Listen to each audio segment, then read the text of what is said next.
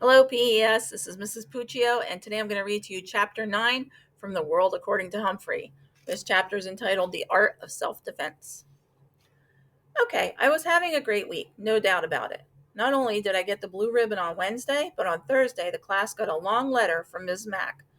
She included a picture of her standing by a waterfall next to some very strange-looking creatures. They looked like hairy pigs or raccoony dogs. They are coatis, Mrs. Brisbane said, reading from the letter, pronounced coatis. The coatis looked weird. Ms. Mack looked gorgeous, especially with all the red, yellow, and orange flowers surrounding her. How I wished I could be there with her, except maybe for the fact that those coatis might not be hamster friendly. At the end of her letter, Ms. Mack wrote, "So farewell to all my wonderful friends in room 26, especially the small one with the big heart, Humphrey." Sigh, sigh, sigh. Though the thought of Miss Mack made me happy, the weekend was coming up soon, and I always felt a little nervous about where I'd be spending it. When it was decided on Thursday that I was going home with Miranda Golden, I was so excited I only got an 83% on my vocabulary test. Saya got 100%. I know because this time when Brisbane asked who got 100%, she raised her hand. I always figured that Miranda lived in a castle because she reminded me of a fairy tale princess in disguise. Wherever it was, it had to be wonderful if Miranda lived there. Well, Miranda's home wasn't exactly a castle, but it was very tall. Miranda lived in a fourth floor apartment with her mom and her big dog Clem. We had to take an elevator to get there. The apartment was nice, the mom was nice, Clem was not nice. Let me explain. Miranda had a small bedroom, and her mom let me stay there, right on the desk. To welcome me, the two of them did a complete clean out of my cage. "I'll bet nobody's done this for a while," said Miranda's mom, and she was right. Pretty soon, I felt like a brand new hamster. Suddenly, Clem bounded into the room, a big mass of yellow fur, poking his huge nose right up against my cage. His wet nostrils were like two eyes staring in at me, and he stuck out a giant tongue that came at me like a tidal wave. Luckily, the cage protected me. "Mom," Miranda yelled, "please get Clem out of here." Thank heavens, Mom took Clem out for a walk in the park. While Miranda showed me her room, she held pictures of her friends and family up to the cage so I could see.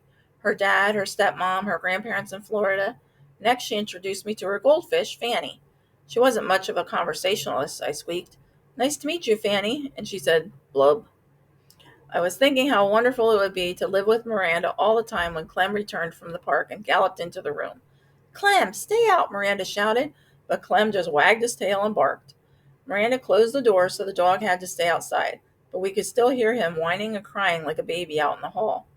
Still, just being with Miranda made everything seem golden until her mom called her to go shopping. Miranda protested. Good girl. But Mom didn't want her to stay inside on such a nice day. She had no choice unless she was rude to her mom, which Miranda would never be. "I won't be gone long," Miranda told me, "and I'll make sure the door is shut tightly so Clem can't get in." Everything would be all right, I assured myself. After all, Miranda had said so. I was all set to get in a good daytime snooze. But as soon as the door to the apartment closed, Clem started whining outside the room. I could hear his big paws up on the door trying to push it open. I was a little nervous, but Miranda had assured me I'd be all right. After all, she wouldn't be gone long. Then I heard it.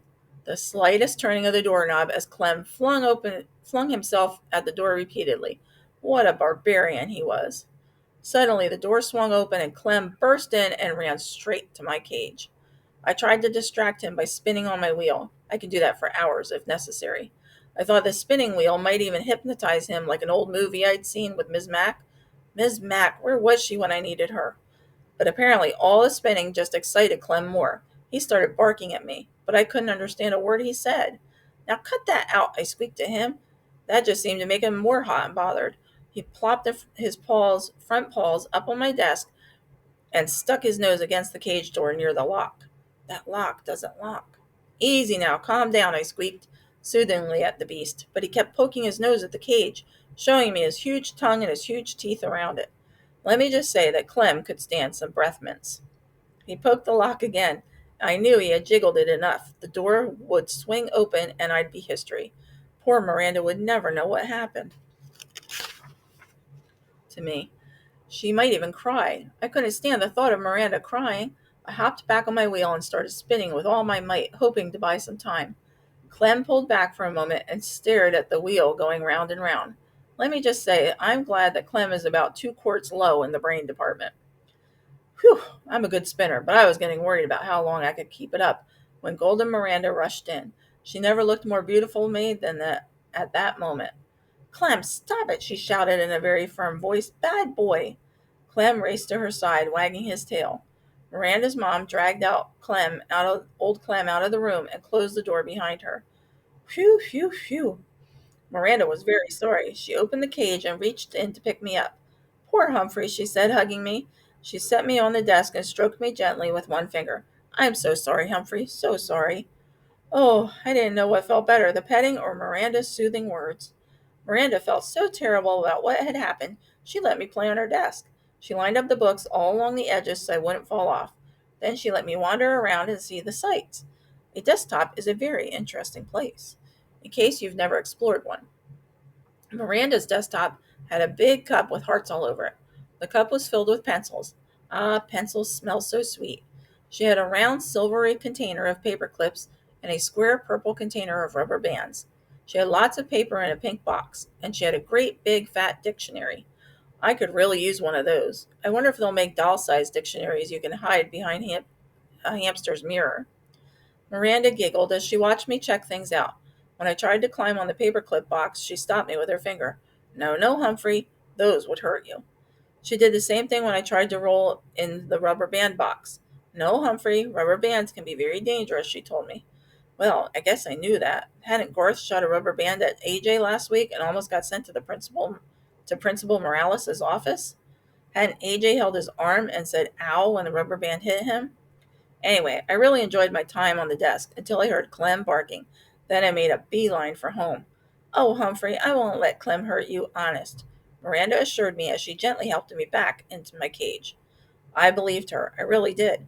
But when it was bedtime and Miranda's mom came in the room to say goodnight, she said some words that sent a chill up my spine. Don't forget, we're going to the Nicholson's house tomorrow night, Miranda protested. I hate to leave Humphrey. Clem gives him such a hard time.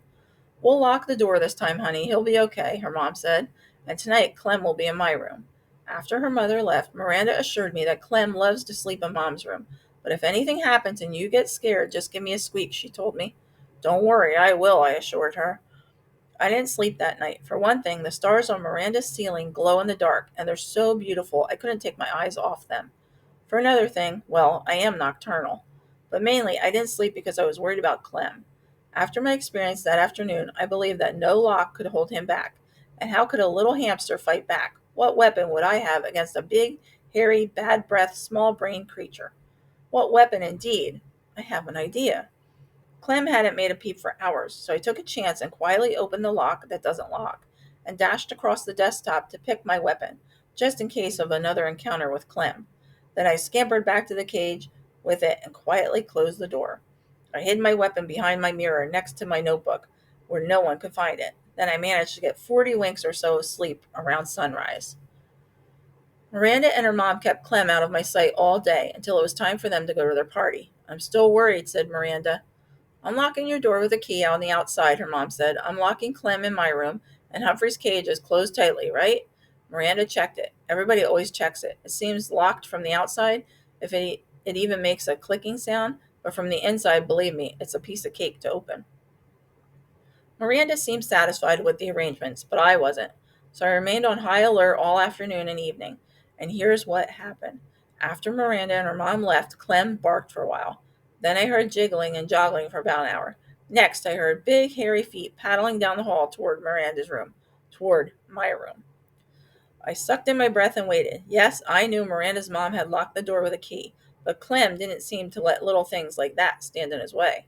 The doorknob squeaked and rattled. It twisted and turned. Nothing happened. But that didn't seem to bother Clem, the barbarian. He jiggled, rattled, and twisted it some more. When he got tired of that, he threw his whole body at the door.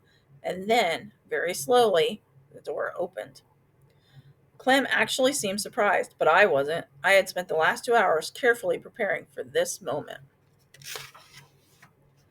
Not that my heart wasn't going thump, thump, thump very loudly. Even Fanny the fish seemed nervous.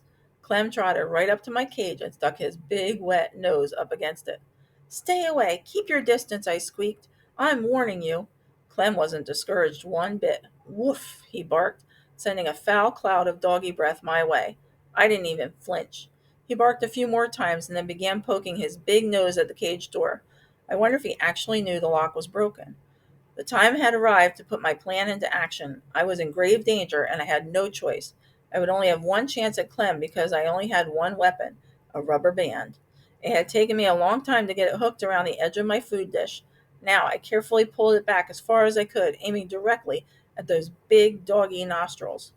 You asked for it, beast, I squeaked. Then I let loose. The rubber band snapped and sailed through the air, hitting Clem squarely on the nose. He yelped like a baby and raced out of the room as if he had seen a ghost. Too bad I still didn't have my ghost costume. That would have been a nice touch. I guess Clem wasn't quite as dumb as I thought because he never even tried to come back in the room again. Of course, Miranda and her mom were really puzzled when they came home and found both bedrooms unlocked and Clem cowering under the living room sofa. I don't get it, said Miranda. Humphrey looks just fine. Maybe it was a burglar. But Miranda's mom checked the closets and drawers and nothing was missing. Now that's a mystery, said Miranda's mother after she'd searched the whole apartment. Miranda stared at me, shaking her head. If only Humphrey could talk, she said. But I can if you just listen, I told her. I bet you'd have a lot to tell us, Miranda continued, not understanding my squeaks. Yes, I do. I thought, enough to fill a book. Tip number 9. Hamsters do not enjoy contact with other animals. A cat or a dog may eat a hamster or at least do it bodily harm. Hope you enjoyed chapter 9. Keep reading.